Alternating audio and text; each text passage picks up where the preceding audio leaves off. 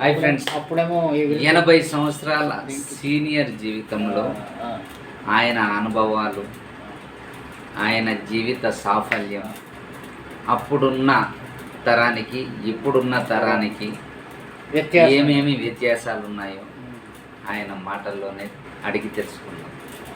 Okay sir, మీ పేరు sir? నమస్కారం sir. మీ పేరు సార్?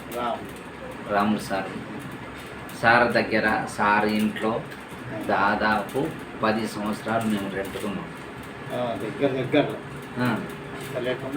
సార్ ఆయన ఎంత గట్టి మనిషి అంటే ఎన్ని ఇయర్స్ గురించి మీకు? 8 ఇయర్స్. 80 సంవత్సరాల జీవితంలో ఇప్పటికి కూడా ఆయన వర్క్ను చూస్తే ఉదయాన వాకింగ్, మళ్ళీ సాయంత్రం వాకింగ్. అమ్మగారు ఉన్నారు? గురువుగారు? అమ్మగారు చనిపోయారు. ఆయన వంటలు ఆయనే తయారు చేసుకుంటారు. ఒక సొంత ఇల్లు, గవర్నమెంట్ జాబ్ సార్ది. సొంత ఇల్లు 135 గజాలు. అంతకుముందు లాటరీలో అంటే గవర్నమెంట్ కొన్ని లాటరీలు ఇచ్చేదంట, ఇల్లు కట్టి ఆ లాటరీ అన్నీ 135 గజాల ఇంట్లో ఉంటారు. ఆయన ఇంట్లో ఉన్నన్ని రోజులు ఆయన పైకి కిందికి ఆ తిరగడాన్ని చూసి మేము కూడా తిరగలేము అంటారు. గురుగారు చెప్పండి, మీరు మీ కాలంలో ఎలా ఉండేది? రూపాయి పుట్టుక రూపాయలు, అప్పుడు రూపాయలు అసలు చాలా ఒక్క రూపాయి మనిషి జేబులో ఉన్నదంటే 100 రూపాయలు ఉన్నట్టు సమానం. ఈరోజు రూపాయి జేబులో ఉంది, ఒక్క రూపాయి జేబులో ఉంటే ఈరోజు 100 రూపాయలు దాంతో సమానం. అప్పుడు ఏంటి, ఆ రోజుల్లో ఒక్క అణ, 2 అణాలు, 4 అణాలు, 8 అణాలు, ఒక్క రూపాయి. ఇది ఆ రోజుల్లో ఉంది. 8 అణాలే లాస్ట్. 8 అణాలు కాయిన్స్లలో లాస్ట్. 9 రూపాయి కాయిన్స్ కూడా ఉంటే రూపాయి ఉంటాయి, కానీ 8 అణాల వరకు లాస్ట్ ఉండి డైరెక్ట్ రూపాయి. ఈ మళ్ళీ పైన ఏం కూరగాయలు లేదన్నా ఆకుకూర, లేకుంటే కూరగాయలు ఏ కానా దోవానా కూరగాయలు వచ్చేస్తాయి. ఇప్పుడు అంతకుముందు మారు అంటే ఏమంటారు, మార్పిడి. ఇప్పుడు నేను మీకు కూరగాయలు ఇస్తే ఆ తరాన్ని మీరు ఏమన్నా చూసారా? లేదు, అది నేను చూశాను. ఊర్లో రైతు పండించింది ఆకుకూర కానీ కూరగాయలు కానీ ఏమన్నా తీసుకొని వచ్చి ఒక దగ్గర పెట్టుకొని ఒక ఇది చేస్తుండే. ఏది, ఒక శబ్దం లేదు, కూరగాయలు లేకుంటే ఆకుకూరలు అని వదులుతుండే. అప్పుడు ఊర్లో ఉన్న వాళ్ళంతా ఏంటి, అప్పుడు డబ్బులు వాళ్ళకు లేవు, ఏం లేదు. వాళ్ళు పండించిన ధాన్యాన్ని ఒక షేర్ ఒడ్లు తీసుకొని పోయి ఆ ఒడ్లు ఆయనకి ఇచ్చి ఆకుకూరను లేకుంటే కూరగాయ, వంకాయలు, టమాటా ఏది వాళ్ళు పండించి తీసుకొని వెళ్ళిపోయి. అది ఆ రోజుల్లో జరిగిన అప్పుడున్న సిచ్యువేషన్. ఈరోజు అసలు ఒక 100 రూపాయలు కూడా ఎవరు కేర్ చేస్తారు? ఇప్పుడు 100 రూపాయలు ఏదైనా టమాటా, ఇప్పుడు అంతేందుకు, ఇప్పుడు టమాటా పోతా ఉంటుంది కదా, వాడు ఆటోలో వేసుకొని 100కి 3 కిలోలు 4 కిలోలు ఇట్లా ఒక్కొక్క వాని క్వాలిటీని బట్టి అమ్ముతా ఉన్నాం ఈరోజు. మరి ఆ రోజు అసలు పైసలే కనబడేది కాదు. కానీ మీకు ఎలా అనిపిస్తుంది? ఆ తరం బాగుండేదా ఈ తరం? మా పూర్వీకులు ఆ రోజుల్లో వాళ్ళు నూనె తీసి గానుగు కనీసం అంటే ఇక్కడ నూనె తీస్తున్నారు కదా, అది మిషన్ తోటి. ఓకే, అదేమో ఎడ్లతోటి ఇలా రౌండ్గా తిప్పేది. మధ్యలో మొద్దు ఉండేది, దాంట్లో లోపల పెద్ద ఇది ఉంటుండే. బండల లేదు, బండలేం లేదు, మొద్దే, చెక్కనే పెద్దది. ఇంత లావు అంటే ఇగో ఈ వెడల్పు ఉన్నంత లావు మొద్దు, రౌండ్గా సెంటర్లో గుంత ఉండేది. చేపి అంటే ఒడ్రోళ్ళు తొలిసి గుంత చేసి దానికి ఒకటి పెద్దది ఇంత ఇది దాంట్లో దించి లోపల అన్నీ నువ్వులు కానీ పల్లీలు కానీ లేకుంటే నీకు కుసుమలు కానీ అందులో వేసి రెడ్లు కట్టి దాన్ని తిప్పేది. ఏదున్నా సరే అంటే ఇప్పుడు వాళ్ళు వ్యాపారం కూడా చేసేవాళ్ళ అంటే వ్యాపారం అంటే వాళ్ళు పండించేది ఏం లేదు. రైతులు ఎవరైతే తీసుకొస్తారో వాళ్ళు నూనె తీయించుకొని డబ్బాలో వేసుకొని వాళ్ళ ఇంటికి తీసుకెళ్ళి ఓకే దానికి ఏమన్నా ఇంత అని తీసుకునే వాళ్ళు అప్పుడు డబ్బులు ఎంత దానికి అంతా కడితే 4 అణాలు 8 అణాలు తీసుకున్నారు. ఇది 4 గంటలు 5 గంటలు ఎడ్లు మనుషులు 2 మనుషులు కావాలి దానికి. ఒకడేమో నడిపేయడానికి కావాలి, ఒకడేమో ఇదంతా దాని లోపల కింద పడేదంతా మళ్ళీ పైకి నూపుతారు. కింద ఏం పడదు, అది గోడ ఉంటుంది, దాని నుండి లోపలికి నెట్టి అది తిరిగిన కొద్దీ మొత్తం మెత్తగా గ్రైండ్ అయ్యి నూనె దిగుతుండే. ఆ మొద్దును లేపి ఏ నూనె అయినా సరే ఏ నూనె అయినా సరే పల్లి అప్పుడు ఏమేమి ఉండేవి? పల్లీలు, కుసుమలు. కుసుమలు అంటే కుసుమలు తెల్లగా తెల్లగా కుసుమలు అవి. తర్వాత నువ్వులు, పల్లీలు, కుసుమలు, నువ్వులు ఇవి 2 మినాయిస్తే 3 మినాయిస్తే గురుగారు నేను ఆముదం చూశాను. ఆముదము పట్టేది.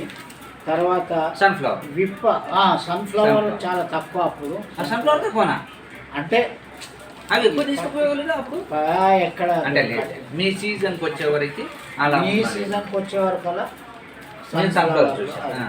నేను ఒకటి ఏంటంటే ఆముదం నూనె సన్ఫ్లవర్ ఇవన్నీ కొద్దిగా ఆముదము, పల్లీలు, నువ్వులు, కుసుమ. మీ కాలం వరకు పల్లి నూనె, కుసుమ, ఇంకా నువ్వులు నువ్వులు నువ్వులు ఆ కాలంలో అయితే నువ్వులు అవును కరెక్ట్. నల్లనే తెల్లగా ఉండేది. తెల్ల నల్లవి చాలా మంచివి. నల్లవి మంచివి, తెల్లవి మంచివి.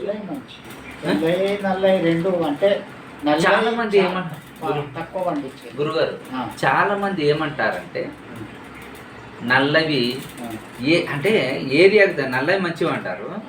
నేను కొంతమందిని అడిగితేను ఏ ఏరియాకు తగ్గట్టు ఆ ఏరియాలో పండినవి అవి తింటేనే అక్కడ ఉన్న వాళ్ళు అవి తింటేనే ఆరోగ్యానికి మంచిది అని. ఎందుకంటే అక్కడ పండే పంట అది కదా. ఇప్పుడు మా దగ్గర ఊర్లో నువ్వులు పండించేది ఎక్కువ. నువ్వులు పోతే కుసుమలు పండించి కుసుమది అది ఇంతే అవుతుంది చెట్టు, అంత కాస్ట్ ఉంది. అది వాటిని కోసి మామూలుగా ఈ పల్లీలు నువ్వులు ఎట్లా ఇది చేస్తారో కుసుమలు కూడా అలా చేసి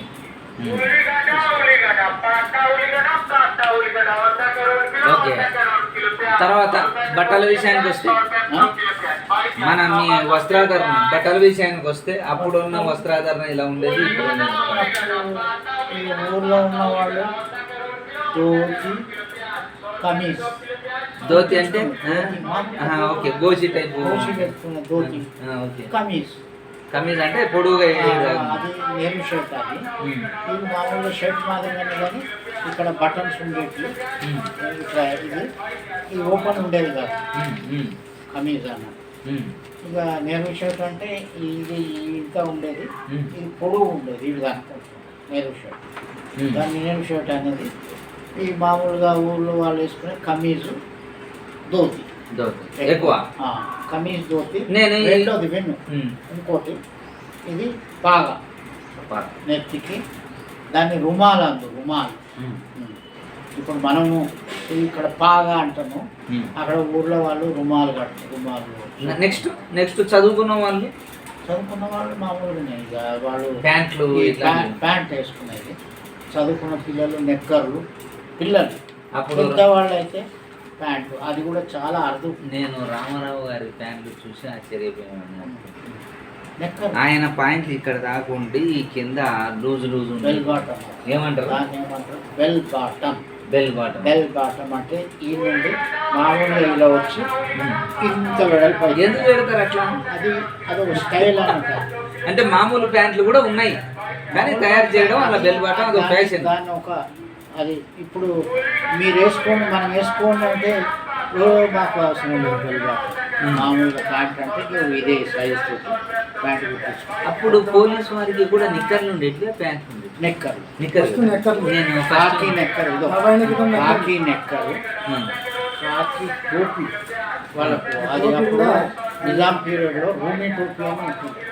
అది ఇట్లా ఎర్రగా ఉండి దానికి ఇట్లా ఒక కింద ఉంటుంది ఇట్లా. అది అది పెట్టుకుని ఇక అది తీసేసి మామూలుగా టోపీ కాకి దాంట్లోనే ఇట్లా టోపీ మాదిరిగా మనము గాంధీ టోపీ ఎట్లా ఆ మాదిరిగా చేసి అది పెట్టుకునేది. నెక్కర్, ఇంకా షర్టు మామూలుగా, కమీస్, 2 జేబులు, కమీస్, బూట్లు. చదువు విషయానికి వస్తే చదువు విషయం బూట్లు కూడా అది కాదు, వాడు బూటు మొత్తం సాక్స్ ఎక్కువ, ఇక్కడ నుండి ఇక్కడ దాక అది తొడుక్కుంటుండే ఇట్లా. బూటు మొత్తం దాకా ఉండేనా? బూటు ఇంతే మామూలుగా ఉంటుండే, సాక్స్ మాత్రం అది మీ దానిక లాక్కొని బూట్ లోపల ఉండకపో, ఇట్లా తొడుక్కోవాలి అని అది ఉండకపో. అది ఎక్కడ దాకా ఉండేటివి? పై దాకా ఉండేటివి? లేదు, ఇక్కడ దానిక ఆడదాకా ఉండేటివి. కాకి, అన్ని కాకి, అన్ని కాకి. బూట్లు మాత్రం నలుపు. ఇక తక్కిన సాక్సులు, బట్టలు, డ్రెస్సు, నెక్కరు. పోలీసులకి మామూలు వ్యక్తులు తొడుకోగా చూసారా ఎప్పుడైనా? మామూలు వ్యక్తులు కాకి కాదు, మామూలు తొడుకోగా చూసి మామూలుగా. వాళ్ళ ఎలా ఉంది? ఇక ఊర్లలో వీళ్ళు పొలం దగ్గరికి వెళ్తారు కదా, మామూలుగా దోతు ఉంటుంది కదా, ఆ దోస్తుకి ఏం చేస్తుంది, ఇలా ఇలా లేపి ఇలా ఇలా చెక్కుకొని బురద పడకుండా బస్ ఇలా నాగలితో నాటేసుకుంటారు. అక్కడి వరకు అయితే చూసా నేను, నా 40 years చిన్నతనంలో అక్కడ దాకా చూసా. ఇంకా అంత ముందు వరకు కూడా ఇవే కొనసాగుతూ ఉన్నాయి. నేను 6, 7 years, 8 years నుంచి ఊళ్ళోనే మా తాత దగ్గర, మా ఫాదర్ దగ్గర. ఎందుకు ఉంది అంటే మా మదర్ వాళ్ళకు బ్రదర్స్ లేరు, ఇద్దరే సిస్టర్స్. మా మదర్ వాళ్ళ అక్క ఇద్దరే. అయితే ఇక మా తాత ఏం చేశాడు, వీడిని మా దగ్గరనే ఉంచండి, మేము ఇది చేస్తాము, చదువు చెప్పిస్తాము, అది ఇది అని వాళ్ళ దగ్గర పెట్టుకున్నాం. ఎంతమంది మీరు అన్నదాన్ని? మేము 5-6 మంది, మేము 3 బ్రదర్స్, 3 సిస్టర్స్. ఎలా ఉండేది అప్పుడు మా ఫాదర్ బంధాలు? మా ఫాదర్ ఇంటికి పెద్దవాడు, వాళ్ళు 4 బ్రదర్స్, 2 సిస్టర్స్. మా ఫాదర్ అందరికంటే పెద్దవాడు మా ఫాదర్, ఇంటికి పెద్ద. ఆ తర్వాత తక్కిన వాళ్ళంతా చిన్న ఉన్నారా వాళ్ళు? వాళ్ళు ఇప్పుడు ఎవరు లేరు మొత్తం. ఈవెన్ మా ఫాదర్ కూడా లేడు, మా అత్తలు లేరు, తర్వాత మా అత్తల హస్బెండ్స్ లేరు, ఎవరు లేరు. మీరు సిటీకి వచ్చి ఎన్ని సంవత్సరాలు? మేము ఇక సిటీ ఊరు వదిలినా. మీ ఊరు ఎక్కడ అసలుకి? ఊరు మెదక్. మెదక్. నేను మెయిన్ ఏంటంటే ఊరుని అడగాలి కానీ మనకు ఈ ఇంటర్వ్యూ ప్రభావం కొద్దిగా తక్కువ. అందుకోసమే ఫస్ట్ సీరియల్ ప్రకారంగా కాకుండా మాటల మధ్యలో వచ్చేదాన్ని నేను అడుగుతాను. అంటే మనకంతా వాళ్ళంటే ఎక్స్పర్ట్ కదా గురుగారు. మనం ఏంటంటే మంచి చెడు తెలుసుకునే కార్యక్రమంలో మీలాంటి సీనియర్స్ ఇలా నాకు చాలా కుతూహలం అన్నమాట. అప్పుడు చెప్పులు వేసుకోవడం చాలా తక్కువ, కానీ మామూలు బరిగాళ్ళతోటే. అయితే ఊర్లో తోలుతోటి చెప్పులు కుట్టించేవాడు. ఇది ఉంటుంది కదా తోలు, దాంతో చెప్పులు ఎంత రూపాయి, 2 రూపాయలు చెప్పు. ఏ తోలు అది ఎక్కువ వాడి? గేదెలు చనిపోతాయి కదా, అవును, వాటి తోలు తీసేస్తాం. తోలు తీసి దాన్ని బాగా నీళ్ళల్లో బాగా నానబెట్టి దాని వెంట్రుకలు అన్నీ తీసేసి ఎండబెట్టి దాన్ని అప్పుడు సైజ్ తోటి కట్ చేసుకుంటాం. అసలు అవి ముళ్ళు కూర్చుని ఏం కాకుండా కదా గురుగారు? ముళ్ళు అప్పుడు చిక్కు కదా దాని తోలు. అసలు ముండ్లే ఊళ్ళల్లో మరి ముళ్ళే మెయిన్గా వాళ్ళు వేసుకునేది ముళ్ళ గురించి. కంప దానికి అవే సెట్టింగ్. అది ఇంత లావు 2 వరుసలు పెట్టి కుట్టురు. అవి నడుస్తుంటే ఎలా తెలుసా సౌండ్ ఉమ్. కిస్ కిస్ అవును. కిస్ ఉమ్. కిస్ కిస్ మా నాన్నగారికి ఉన్నాయి. అవి చూశాను మా నాన్న ఇక్కడ సిటీకి వచ్చేంత వరకు కూడా నేను ఇప్పించేంత వరకు అవే ఉన్నాయి. అవి ఆ చెప్పుల్ని ఎప్పటికీ కంటిన్యూగా తొడిగేవాడు ఆయన. కాస్త వచ్చేసరికి పలుసన అయిపోయినాయి. అప్పుడు అంటే బలంగా ఉన్నాడు కాబట్టి అవి మోయగలిగారు. అచ్చా, ఆ కుక్క కూడా దాని నరం ఉంటుంది సన్నది నరం, వాళ్ళు దాంతో కుట్టేది. వాళ్ళు దారం గీరం పెట్టి కుట్టేవాడు కాదు. ఏది చెప్పులు చనిపోయిన దాన్ని ఏదైనా నరంతో దాన్ని ఎండబెట్టి మామూలుగా దాంతో అది నేను దారం వరకు అయితే చెప్పులు పోయేదాంట్లో కూడా ఓకే. సెకండ్ గురించి అదే గురించి మీ చదువు విషయం వరకు చదువు ఎలా ఉండేది? చదువు మీ చదువు మీరు ఎంతవరకు చదువు? ఊళ్ళో ఆ కాడ నుండి 3వ క్లాస్ దాకా అక్కడ మీరు? ఊర్లో నా 3వ క్లాస్ దానికనే ఉంటాయి. గవర్నమెంట్ ఉద్యోగాలు అప్పుడు ఏ క్లాస్ నుంచి ఇచ్చేవాళ్ళు? అప్పుడు ఎంత అయిందంటే కథ నిజమే. మా నాన్నగారికి అప్పుడు ఊళ్ళో నేను చిన్న ఉన్నప్పుడు మా నాన్న చెప్తుండే ఉద్యోగాలు గవర్నమెంట్ ఉద్యోగాలకి పిలిచి ఇచ్చేవాళ్ళు ఆయన. అప్పుడు 7 నుంచి వచ్చేటిగా 10వ తరగతి. 10వ ఇంకా చదివిన వాళ్ళకి డైరెక్ట్ సూపర్వైజర్ గానే పిలిచి ఇచ్చేది. సూపర్వైజర్ని ఇంతమంది కింద నువ్వు ఇంతమంది నీ కింద పని చేస్తారో నువ్వు సూపర్వైజర్ అలా ఇచ్చింది. అంటే మా ఫాదర్ సూపర్వైజర్. ఆ రోజుల్లో 1935లో ఆయన డిప్లొమా చేశారు. అంటే నిజాం పీరియడ్ అప్పుడు ఇంగ్లీష్ వాళ్ళు డిప్లొమా అంటే 10వ తరగతి తర్వాత 3 years తర్వాత 3 ఏళ్ళు డిప్లొమా. అది మెకానికల్ డిప్లొమా అని, ఎలక్ట్రికల్ డిప్లొమా అని ఇట్లా ఉంటుండే. అయితే మెకానికల్ చేసిన వాళ్ళకి మంచి ఛాన్స్, సూపర్వైజర్ ఛాన్స్. మా ఫాదర్కు పిలిచి మరి పోస్ట్ కార్డు మీద ఈయన అప్లై చేస్తే పిలిచి నువ్వు పలానా దగ్గరికి పో, అక్కడ జాయినింగ్ అని పంపించేసి పోస్ట్ కార్డు. అప్పుడు అన్ని పోస్టులే కదా, పోస్ట్ కార్డులే చిన్న అప్పుడు ఎర్ర కార్డు బాగా వచ్చేది. Card inline letter, post card రెండే. అది 2 సైడ్లు రాసుకోవచ్చు. అంటే ఓ సైడ్ అడ్రస్, బ్యాక్ సైడ్ ఖాళీ ఇట్లా ఉంటుంది. ఇట్లా దాని మీద అడ్రస్ ఇటు ఒక సైడ్ ఫుల్, ఒక సైడ్ హాఫ్. అది కూడా అంటే చదువు అప్పుడు ఎక్కువ చదివేవాళ్ళు కదా? చదివేవాళ్ళు కాదు, చదివిన వాళ్ళకి మంచి జాబ్స్. చదివితే గొప్ప టీచర్లు చదివిన టీచర్లు 7వ క్లాస్ చదివితే టీచర్. అదే మా నాయన 7th క్లాస్ వరకు చదివిండు. అంటే అక్కడ అటెండర్ ఆ టైప్ ఉంటారు కదా, వచ్చి జాయిన్ అవ్వండి అది ఇది. పోలీసులకి గురించి పోలీసులకి 7th. మా ఫాదర్ డిప్లొమా కదా, ఆయన జీతం ఎంత తెలుసా? 7 రూపాయలు జీతం నెలకి 7 రూపాయల జీతం. అది కూడా నిజాం కరెన్సీ. నీకు 1 రూపాయి పెడితే ఆయనకి ఎన్ని జొన్నలు కానీ ఇవి కానీ గోధుమలు కానీ బియ్యం కానీ 10 కిలోలు వస్తుంది. అంటే రూపాయికి 10 కిలోలు అంటే ఏకానకు కిలో బియ్యం కానీ జొన్నలు కానీ లేకుండా గోధుమలు కానీ ఇది దొరుకుతుంది. వాళ్ళు 1 రూపాయి తెచ్చుకున్నారనుకో, వాళ్ళకి నెల తెచ్చుకుంటారు. ఓకే. మీ అంటే అవి మనం దాచిపెట్టారా మీరు? ఏం లేదు మాకు. మా ఫాదర్ ఏమి మాకేమి అసలు ఉంటాయి. మా అమ్మగారు ఒక ఇల్లు తప్ప మాకు. ఆ ఇల్లు కూడా మా ఫాదరు మున్సిపల్ క్వార్టర్లు ఒక 7 ఇండ్లు కట్టారు. 7 ఇండ్లలో ఒక్కొక్క దాన్ని 2 భాగాలు చేశారు. ఒక స్లాబ్ వేసి మధ్యలో కూడా కామన్, ఇటు పక్క వాడికి ఒక పోర్షన్, అటు పక్క వాడికి ఒక పోర్షన్. దాంట్లో ఇంకో ఒక 10 ఫీట్లు స్థలం వీడికి, 10 ఫీట్ల స్థలం వాడికి.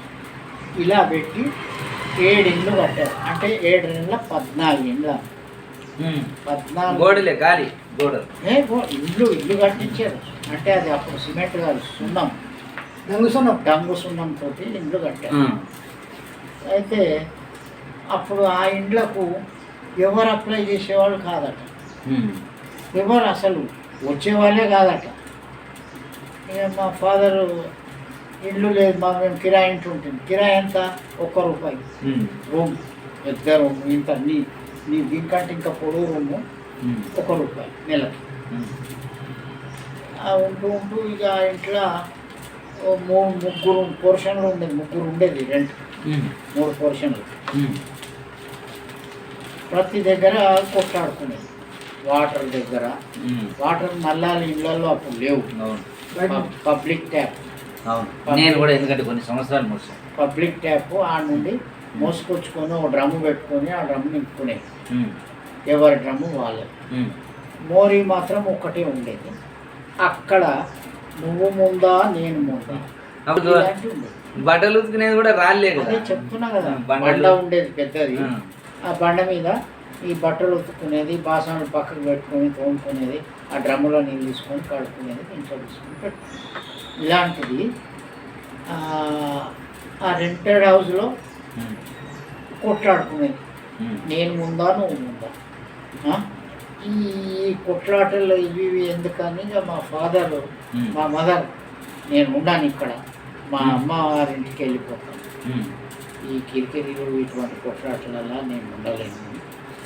మా ఫాదర్ చెప్తే అప్పుడు మా ఫాదరు ఆ కట్టిన 14 ఇళ్లలో ఒక ఇల్లు వాళ్ళు అన్నారట, నువ్వు ఏ ఫేసు ఎక్కడ ఏది తీసుకుంటావో నువ్వే సెలెక్ట్ చేసుకో, మేము అది మీ పేరు మీద ఇచ్చేస్తాం. అంటే ఇక మా ఫాదర్ వాళ్ళ ఫ్రెండ్ ఇట్లానే మన లెక్కనే, ఆయన కూడా చదువుకొని ఆయన కూడా జాబ్. అయితే ఆయనకు ఇల్లు ఉండే, ఉన్నా కానీ ఆ బస్తీ అది అంత చీప్ బస్తీ, అంత ఎస్సీలు వాళ్ళు వీళ్ళు ఉండే బస్తీ. ఆ బస్తీలో ఈయన చదువుకున్నాడు కదా, డిప్లొమా చదివిండు, అక్కడ ఉండలేక ఈ అప్లై చేసుకున్నాడు దీనికి. అయితే మా ఫాదరు ఈయన ఇద్దరు ఇట్లా ఎదురెదురు ఇల్లు తీసుకున్నారు. మా ఫాదర్ది ఆ ఇల్లు, వాళ్ళ ఫ్రెండ్ది ఇల్లు, మధ్యలో స్థలము 20 ఫీట్ల స్థలం. అయితే దాంట్లో 10 ఫీట్ మాది, 10 ఫీట్ మా ఫ్రెండ్. ఇట్లా పెట్టుకొని తీసుకున్న తర్వాత దానికి నెలకి ఎంత? ₹18.8 ఏది మీ కాలమే అనాలు అనాలు అంటే చెప్తున్నా కదా, ₹18.8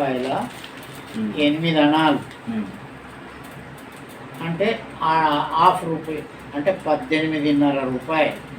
అది అలాగా ఎన్ని సంవత్సరాలు కట్టాలి దాన్ని? 30 సంవత్సరాలు. 30 సంవత్సరాల దాకా ఉన్నారు ఆ ఇంట్లో రెంట్ కట్టుకుంటూ.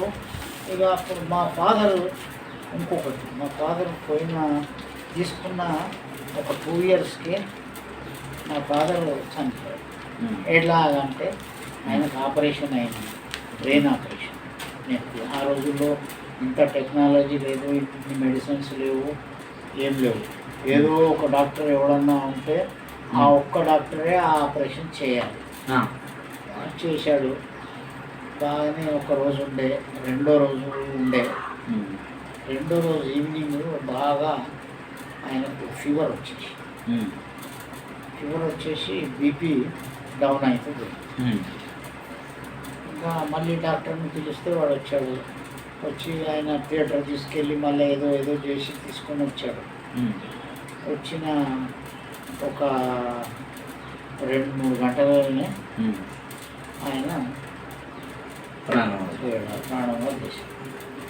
ఉస్మానియా, అది కూడా ఉస్మానియా హాస్పిటల్లో. ఓకే, మీ ఉద్యోగం, మీరు ఏ ఉద్యోగంలో ఉన్నారు? గవర్నమెంట్ ఉద్యోగం? గవర్నమెంట్ ఉద్యోగం. నేను టెక్నికల్గానే నేను జాయిన్ అయ్యా ఉద్యోగంలో. 30 సంవత్సరాలు ఉద్యోగం చేశా, రిటైర్ అయ్యా. దేంట్లో? డిఫెన్స్ ఫ్యాక్టరీ డిఫెన్స్ అంటే ఏ ఎక్విప్మెంట్స్ కింద వస్తాయి? యుద్ధం చేసే అమ్మా, అది దానికి ఎక్కడ మన హైదరాబాద్లోనే నేను చేసేటి సప్లై వాళ్ళకి. మేము ఏమైతే ఇవి తయారు చేస్తామో అవి వాళ్ళకి పోతాయి, బార్డర్ మీద వెళ్ళిపోతాయి. అవి యుద్ధం గిట్ట వస్తే వీటిని ఉపయోగిస్తాం. ఇప్పుడు వారైతే ఈ ట్యాంకర్లు, తర్వాత బాంబులు, షెల్లు, ఇవన్నీ ఉంటాయి కదా, అటువంటి తయారు చేస్తాం. అయితే అవి మన దేశంలో తయారైనవి కావు. అంటే ఆ టెక్నాలజీ, ఆ తయారు చేసే ఇది బయట దేశంలో మనం కొనుక్కున్నాం. ఫ్రాన్స్ దేశం నుండి ఆ టెక్నాలజీ కొనుక్కుంటే వాడు మన దగ్గరకు వచ్చి ఒక 3 నెలలు ఇక్కడ ఉండి మనకు అది ఎలా చేయాలో వాడు మనకు ట్రైనింగ్ ఇచ్చి వాళ్ళ దేశం వెళ్ళి. ఓకే, అక్కడ ఇంజనీర్స్ వచ్చి మనకు నేర్పించి చూపించి ఇలా తయారు చేయండి. 3 నెలలు వాడు అక్కడ నుండి సామాన్ అంతా తెచ్చుకొని మనకి ఎలా చేయాలి అవన్నీ మనం చూపెట్టి మళ్ళీ మనం ఇక్కడ మనము తయారు చేసుకోవడం. Okay, right. అంతేగాని మన మనుషుల్ని తయారు చేశారు. మంచి మాట. ఓకే, ఇంకా 12 అయిపోయింది, వెళ్తాను నేను. సార్ మీరు పోతాంటేనే వదిలేస్తారు సార్, ఎక్కడ ఏమండి మీరు వెళ్తానంటేనే వదిలేస్తారు. అనుభవాలు ఏంటి? నేను పోయి ఇంకా నేను వంట చేసుకోవాలి. బిర్యానీ రా, నేను రైస్ కడిగి రెడీగా కుక్కర్లో పెట్టి పొయ్యి మీద పెట్టి. ఏం కూరలు? ఏం కూరలు ఇష్టం? కూర ఇంకేం చేయలేదు, ఏదో చేసుకోవాలి. పచ్చడి ఏదో పెరుగు, ఏదైనా ఏం శరీరం అనుకున్నాం అయినది. మధ్యకి ఉక్కు శరీరం. 4 ఫ్లోర్లు అవలీలు చెప్తారు. పైన పెంట. ఆయన మొన్న మా ఇంటికి భోజనం 3 ఫ్లోర్లు ఎక్కడానికి 15 ఏళ్ల క్రితం మోకాలు నొప్పులు వచ్చినాయి. మాకే ఉన్నాయి. మీరు అది అది అని సర్దుబాటు చేస్తున్నారు. మీకు కాసింపై 65. ఇప్పటికి 3 సార్లు చెప్పించాడు, 3-4 సార్లు మర్చిపోయాను. సహజమయ్యా, మర్చిపరపడితే దానికి ఫీల్ అయిపోతుంటాడు. ఎన్నిసార్లు చెప్పాలి అని. వయసు చెప్పుకోనికి ఏముంది దాంట్లో, సిగ్గుపడేది ఏముంది? మీరు ధైర్యంగా చెప్పుకుంటారు, దాంట్లో దాచుకునేది ఏముంది? మేమేమంటాం ఇంకా కుర్రాలం కావాలని చెప్పి. ఇంకోటి ఏంటంటే, మా ఫాదర్ చదువుకున్నవాడు కదా, మా 6 మంది డేట్ ఆఫ్ బర్త్స్, తర్వాత ఆ తిథి గడియ అన్నిలే ఒక్కొక్కరిది రాసి ఒక డైరీ పెట్టాడు. అప్పుడు డైరీ ఆ రోజు డైరీ అంటే తయారు చేసిన పేపర్స్ తోటి, వైట్ పేపర్లలో అవి కుట్టి ఇంత బుక్ మాదిరిగా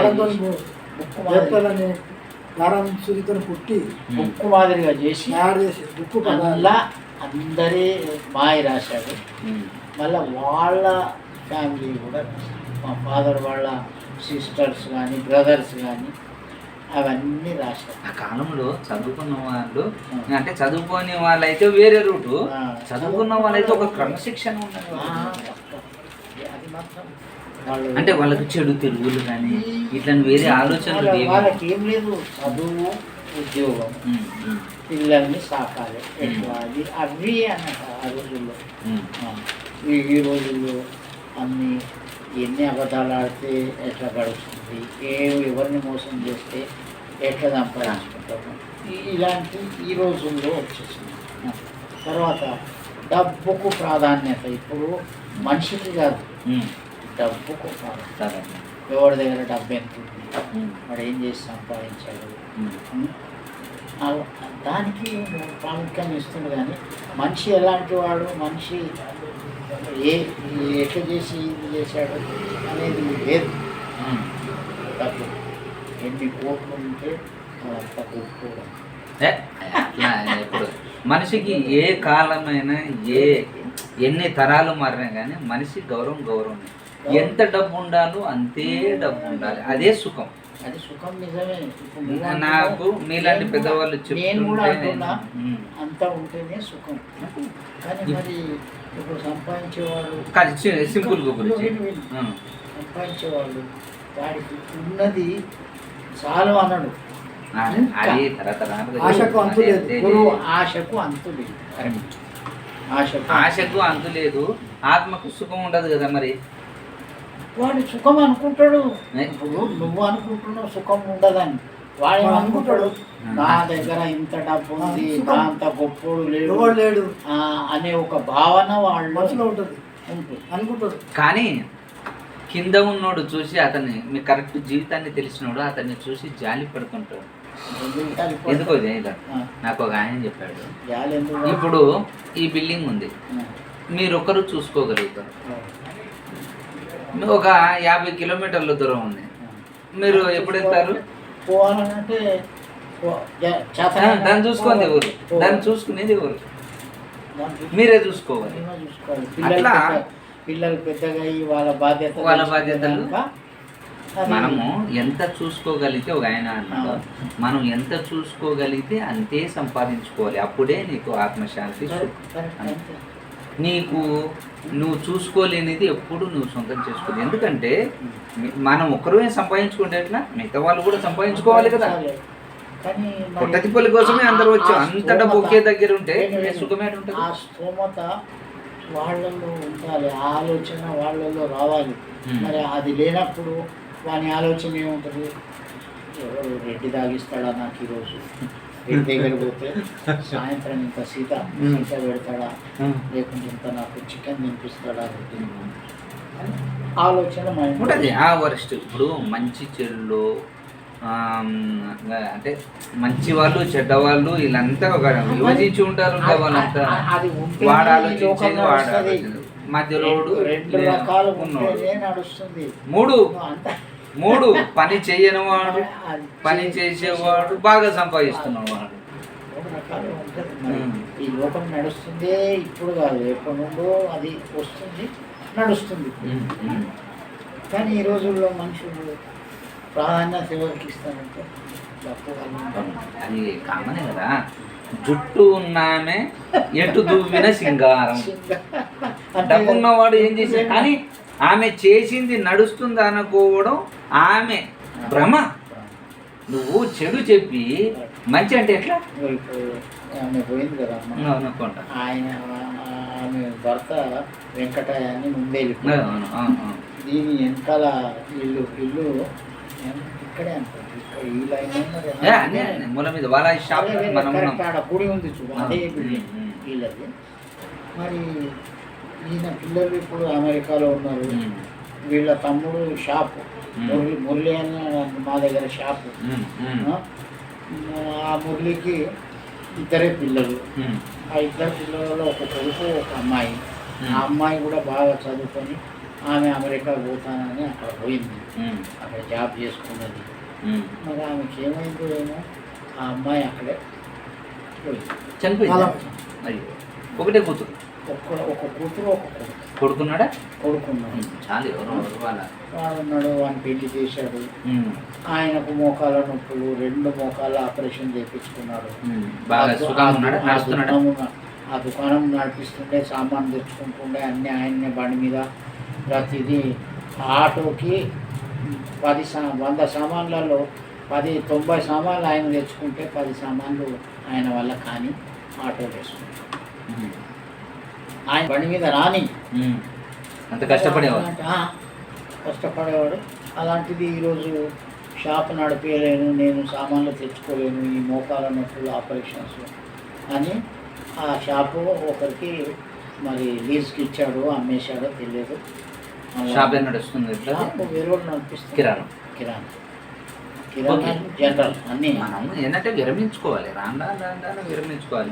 మీరు ఇందాక మిమ్మల్ని అడిగారు, విరమించుకున్నాడు ఆయన, ఇంట్లో ఉంటున్నాడు అంటాడు. ఇప్పుడు నేను కనబడతాను అనుకో, కొన్ని రోజులు వాళ్ళకు ట్రైనింగ్ ఇచ్చేదాక షాప్లో వచ్చి కూర్చున్నాడు.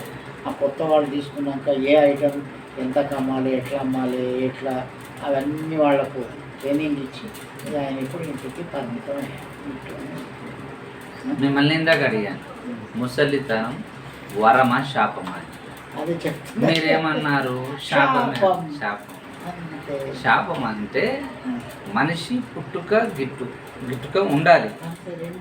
అంటే ఏ తరానికి ఆ తరానికి ఆనందంతో ఉండి ఏం చేయాలనో అది అలా చేయగలగడానికి యవ్వనంలో ఉన్నప్పుడు వాడు ఆనందంగా అన్నీ ఎంజాయ్ చేస్తాడు. ముసలితనం వచ్చిన తర్వాత ఇంటికి పరిమితం అవుతాడు. ఇక నేను ఏం చేయలేను, ఇది నా వల్ల కాదు అని అంటాడు. మరి అది ఏమంటావు చెప్పు. అది ఓకే శాపమే అని ఓకే ఓకే, కానీ మీరు ఎన్ని అనుభవించుంటారు, ఎన్ని చూసుకుంటారు. మనిషికి ఎప్పుడు ఒకే శక్తి ఇస్తే సృష్టి ఇంకా మీరే ఇంకా అక్కడనే ఉండిపోతారు. ఇంకా మీరు చేసుకుంటూ సంపాదన అని మూట కట్టుకుంటారు. ఆ రోజుల్లో మా దాకా రావు. మనిషి 60, 65, 70 ఏళ్ళ లోపు వచ్చిందంటే అంటే ముసలితనం వచ్చి ఎప్పుడు గుంతలోకి వెళ్తానా అని అప్పుడు వాళ్ళు అది చూసుకునేది. వాళ్ళ లైఫ్ స్పాన్ చాలా తక్కువ. ఎంత ఏజ్ వరకు గురించి ఈ రోజుల్లో పెరిగింది. ఆ రోజుల్లో ఎక్కువ అంటే వాడు 60 సంవత్సరాలు. చూడండి అబ్బా, పాతకాలం 60 సంవత్సరాల లైఫ్ స్పాన్ 60 సంవత్సరాల నుండి 60 పోయింది, 70 అయింది, 70 పోయింది, ఈరోజు 80 అయింది. సార్కి 80 అయింది. మీరు 80 గురించి కదా. 80 నాది. 80 సంవత్సరం నిన్న మొన్నటితోటి పూర్తయ్యి 81లోకి వచ్చేసాను. జాన్ వాకింగ్ చేస్తున్నావు?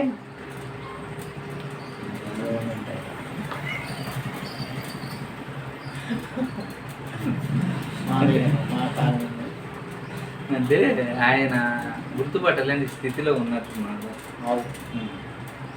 లేకపోతే మీ అంత హుషారు ఆయన మీకన్నా వయసు తక్కువనే ఉన్నాడు. 70-72 ఉంటాడు. ఎందుకంటే ఏం మాట్లాడుతుండే పెద్ద ఇదే అంటే అట్లాంటి వాడు అంతరించి చాలా మంది ఉన్నారు. ఇప్పుడు అదే చూస్తాను నేను. ఇప్పుడు మీరు ప్రతిరోజు వంట చేసుకొని చూస్తూ గుర్తుపట్టిన వాళ్ళకి వెళ్ళిపోతూ ఉంటారు. ఈ మనిషితో ఇన్నిసార్లు కలిసినాము, ఇన్నిసార్లు మాట్లాడినాము, ఇప్పుడు ఇట్లా అయింది ఏంటా అని అప్పుడు మనం ఆలోచిస్తున్నాం. ఇప్పుడు మీరు రోజు చేసుకుంటారు కదా, ఒక పనామని ఏదన్నా ఉదయాన్నే నేను ఎవరిని పనామని మీరు ఓకే ఉంది కాబట్టి మీరు చేసుకుంటా. నేనే చేసుకుంటాను. ఈవెన్ నా ఇల్లు కూడా నేను లోపల శుభ్రం పెట్టుకుంటాను. ఆయన ఇంత గట్టితనానికి కారణం ఏంటో చెప్పండి. ఆయన పని ఆయన గురుగారు ఒక నిమిషం లాస్ట్ ఇంకా అయిపోయి అంటే బాయ్ చెప్పేసి ఆయన పని ఆయన అన్ని చేసుకుంటున్నాడు, ఏం లేకుండా అట్లా నడుపుతున్నాడు కాబట్టి అలా గట్టిగా ఉన్నాడు. ఈవెన్ మన ఇన్స్పిరేషనే గురించి. ఈవెన్ నా బట్టలు కూడా నేను నానబెట్టేస్తా, సర్ఫ్ పౌడర్ లేకపోతే లిక్విడ్ వేసి నానబెడతాను. ఒక 2 గంటలు నాని నాకు దాన్ని తీసి ఏం లేదు, రుద్దేది లేదు. అంటే మీరేమన్నా కూలి పని చేసేదే ఏంది మామూలుగా అట్లా మానంటే ఇది చికెన్ ముక్కలు కాబట్టి ఉంటాయి. పాపం ఇంట్లో పని సబ్బు పెట్టి సబ్బు పెట్టి రుద్దడం. ఓకే ఫ్రెండ్స్, ఇదంటే చూడండి, ఈ ఒక జీవితాన్ని వడపోసిన మనిషి ఇంకా పోస్తూనే ఉన్నాడు. అంటే ఆయన గట్టితనానికి కారణం ఏ చిన్న పని అయినా సరే ఇప్పటిదాకా కూడా ఆయన పని ఆయన ఒక్కటి మనలో ఆ చేసుకునేటటువంటి భావన ఉండాలి. బద్ధకం అనేది రావు. మంచి మాట నిజమే. మన ఇప్పుడు కృష్ణారెడ్డి ఉన్నాడు, ఇక్కడ నిలబడి చికెన్ కొట్టిస్తూ ఉంటాడు. ఇప్పుడు ఆయనలో ఊరికే నిలబడాలి, కూర్చొని తెలిసేపు తీసుకుందామని ఆ భావన వచ్చిందని మరి ఆ పని అది ఎవరు చేయాలి? అది చేస్తారు, వేరే వాళ్ళు చేస్తారు కానీ మనం నాశనం అయిపోతుంటాం అనేది మనకు తెలియదు. అది ఆ బద్ధకం మన నాశనానికి మనమే కాదు, మనలో రాకూడదు. అది ఓకే, మంచి మాట గురించి. ఓకే, చూశారు కదా, విన్నారు కదా గురువు గారి ఆయన అనుభవాలు అన్నీ కూడా. Okay Guruji, thank you. మీ అనుభవాలు ఎప్పుడైనా మిమ్మల్ని కూడా ఇప్పుడు మొదటిసారి నేను కలవడం. సార్ ఆ శిఖరాన్ని కొంతనే మనం అప్పుడప్పుడు వచ్చి మరో ఎపిసోడ్లో మళ్ళీ కలుసుకుందాం. మా పెద్ద వ్యక్తుల్ని సీనియర్ అనుభవం ఉన్నవాళ్ళు. Okay Guruji, okay. ఎవరైనా పెద్ద మనుషులు ఉంటే వాళ్ళతో మాట్లాడుతూ వాళ్ళ మంచి చెడులు మన యూత్కి ఏం కావాలో అది నేర్చుకుని మంచి మాట అన్నారు ఆయన. ఎందుకంటే ఏ వయసుకైనా సరే మనం బద్దకిస్తే మనం నాశనం అయిపోతాం. ఆయన 80 సంవత్సరాల్లో ఆయన పని ఆయనే చేసుకుంటూ ఏ చిన్న పని, ఇప్పుడు నేను అడ్జస్ట్ ఫ్యాన్ పోయిందని ఆయనకి ఇచ్చాను, ఆయన దాన్ని రిపేర్ చేసుకొని ఆయనే చేసుకున్నాడు. అడ్జస్ట్ ఫ్యాన్ దానికి ఏమేమి పరికరాలు కావాలి అని అట్లా ఒక ఇంట్రెస్ట్ ఆయనది, అలా పెట్టుకుని ఉంటాడు మనిషి. ప్రతిదాన్ని కూడా ఏదో ఒక పని చేస్తూ తనకు తగ్గట్టు బరువులు మోయకపోయినా తన వయసుకు తగ్గట్టు ఎంతవరకు చేయాలో అంతవరకు చేస్తూ జీవితం కోసం. అలా మనం కూడా కాలక్షేపం ఒక పనిలోనే కాదు, ఎనీవన్ ఏదైనా సరే మనం కాలక్షేపం పెట్టిన జీవితం అలా కొనసాగుతాం. లేదనుకో మనం సింగిల్గా ఉండి మన శరీరాన్ని బద్దకిస్తే ఏ పని చేయకుండా మన నాశనం మనమే కొని తెచ్చుకుంటాం. ఓకేనా? Okay, bye.